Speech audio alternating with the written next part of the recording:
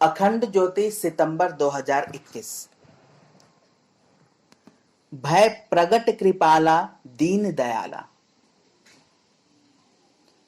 बालक नारायण की अवस्था मात्र 10 साल की थी, तभी उसके पिता हरिदास परलोक सिधार गए। माता पहले ही परलोक सिधार चुकी थी।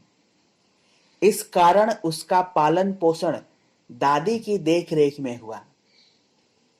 नारायण के माता पिता भगवान विष्णु के परम भक्त थे। भगवान विष्णु को अपना आराध्य मानकर वे सदा उनकी भक्ति किया करते और विष्णु सहस्त्रनाम स्तोत्र का नित्य पाठ किया करते थे। वे नाम जप के साथ सदा भगवान विष्णु की मनोहर छवि का ध्यान किया करते थे। एकादशी का व्रत भी वे करते थे तथा दीन दुखियों की सेवा भी वे किया करते थे। ऐसे ही धर्म परायण परिवार में नारायण का जन्म हुआ था। अस्तु, भगवत भक्ति तो मानो उसे विरासत में ही मिली थी। भगवान विष्णु से परम अनुराग होने के कारण पिता हरिदास ने उसका नाम नारायण रखा। पुत्र का नाम पुकारते हुए उन्हें सदा भगवान विष्णु के नाम स्मरण का सुख प्राप्त होता था। समय बीतने के साथ नारायण बड़ा हुआ। गांव की एक पाठशाला में उसकी शिक्षा दीक्षा संपन्न हुई। गांव में जब भी कोई साधु संत महात्मा आदि पधारते तो नारायण उनके दर्शन अवश्य करता, वह उनका सत्संग अवश्य प्राप्त करता।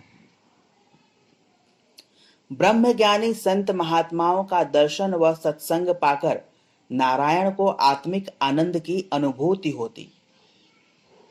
राम नवमी के अवसर पर नारायण के गांव में एक महात्मा जी का आगमन हुआ। शाम में सत्संग की व्यवस्था की गई। गांव के सभी लोग उसमें सम्मिलित हुए। नारायण भी अपनी दादी के साथ सत्संग के लिए अग्रिम पंक्ति में बैठा।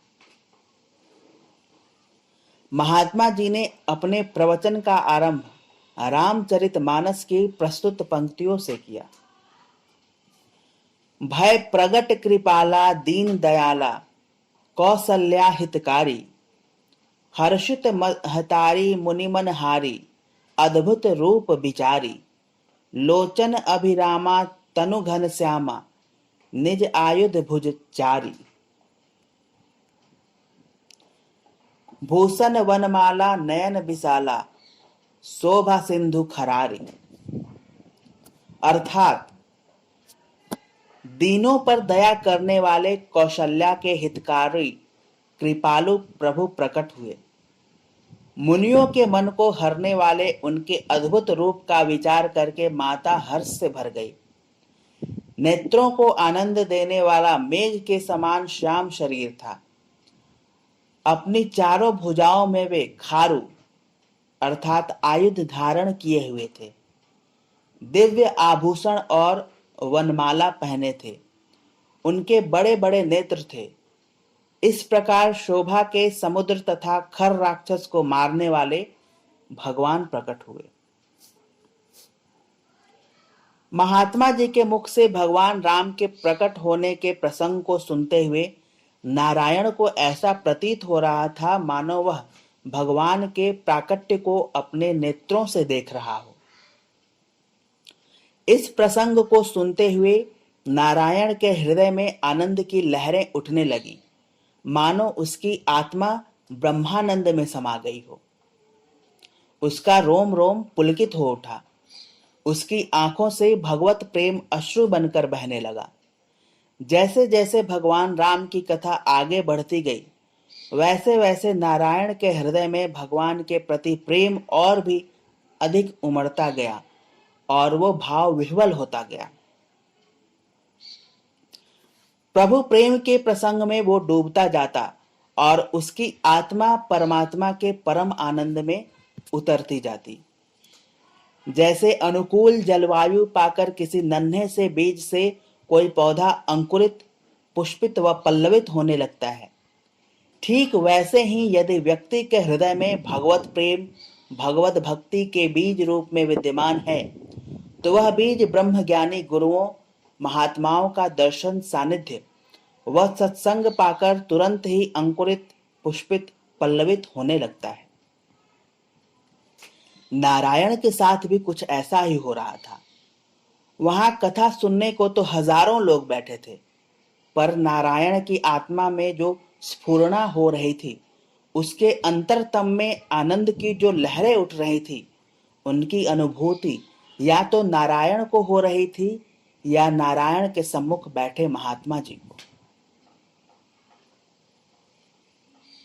महात्मा जी नारायण की भाव भंगिमा को देखकर यह बखूबी समझ रहे थे कि अपने उत्तम संस्कार व सच्ची भगवत भक्ति के कारण ही उसके हृदय में आनंद की लहरें उठ रही हैं। उसका रोम रोम पुलकित हो रहा है। वह आनंदातिरेक में मग्न है, ध्यान मग्न है। नारायण की ऐसी उत्तम स्थिति को देखकर महात्मा जी भी मन ही मन विचार करने लगे कि यदि इस बालक का मार्गदर्शन किया जाए तो यह शीघ्र ही उच्च आध्यात्मिक स्थिति को प्राप्त कर सकता है। भगवान राम के जीवन चरित्र, उनके द्वारा स्थापित आदर्श व मर्यादाओं का सांगोपांग वर्णन विश्लेषण करते हुए महात्मा जी ने अंततः कथा का समापन किया।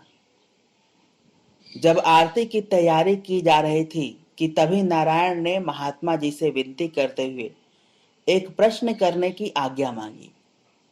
महात्मा जी से प्रश्न पूछने की आज्ञा पाकर नारायण ने पूछा, महात्मन, जिस प्रकार भगवान राम माता कौशल्या के सम्मुख प्रकट हुए, ठीक उसी प्रकार क्या वे मेरे सम्मुख भी प्रकट हो सकते हैं और भगवान मेरे जीवन में प्रकट हुए हैं, इसका आभास या अनुभव मुझे कैसे हो सकता है?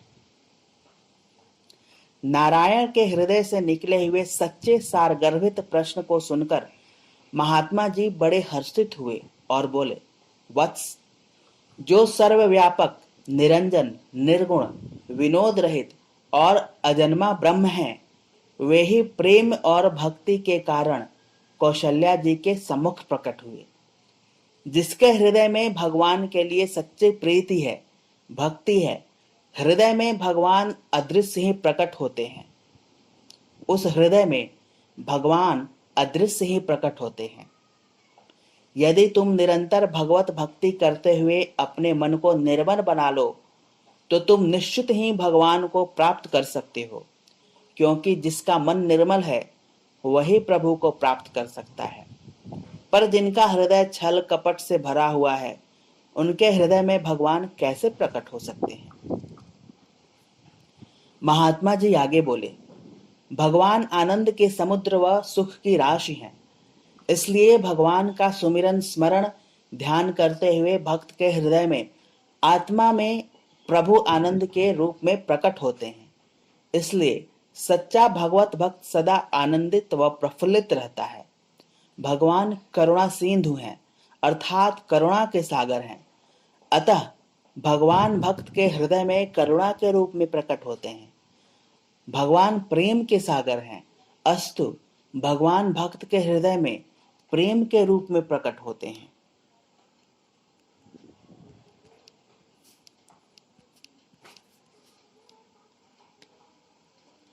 भगवान ज्ञान स्वरूप हैं, इसलिए भगवान भक्त के हृदय में ज्ञान के रूप में प्रकट होते हैं।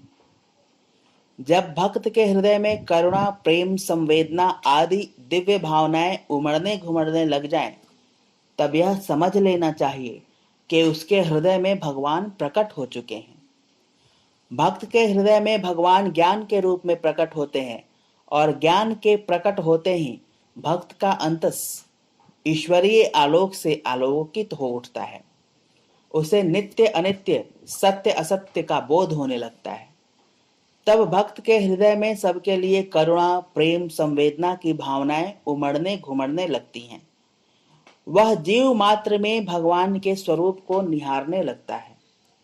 वह जीव सेवा को ईश्वर की सेवा मानने लगता है। वह संपूर्ण ब्रह्मांड को ही भगवान की अभिव्यक्ति मानने लगता है। तब वह इस संपूर्ण ब्रह्मांड को ही परमात्मा की साकार प्रतिमा के रूप में देखने लगता है। वह इसकी पल पल अनुभूति करता है।